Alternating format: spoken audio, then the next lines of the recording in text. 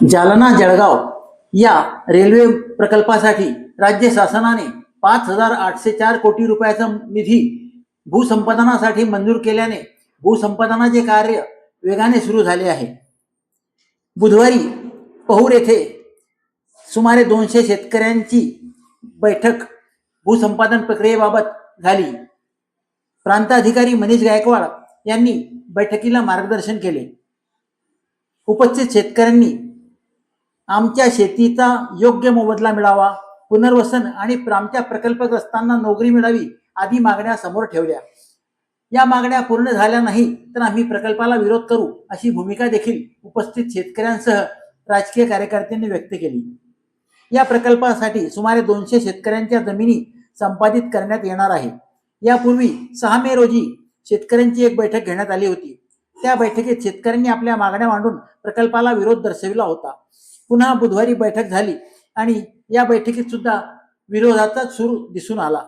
या बैठकीस भूमी अभिलेख उपाधीक्षक लेकुरवाडे, तहसीलदार नानासाहेब आगडे, नायब तहसीलदार प्रवीण भिरुड, भुसावळ रेल्वे विभागाचे अरविंद रायबोले, रेल्वे अधिकारी मनोज सिंह, कनिष्ठ अभियंता प्रशांत सिंह यांचेसह इतर अधिकारी उपस्थित होते.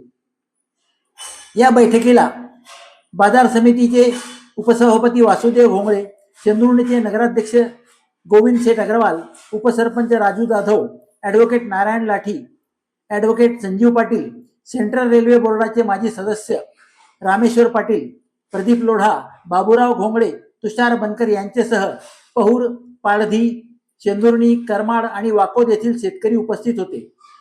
योग्य व एकरकमी मोबदला मिळावा. त्याला किती तुकडे पडले त्याला माहिती आहे की आपला रस्त्यावर शेत आलेलं आहे, याचे आपले भाव वाढणार आहे. पण रेल्वेचं तसं होत नाही.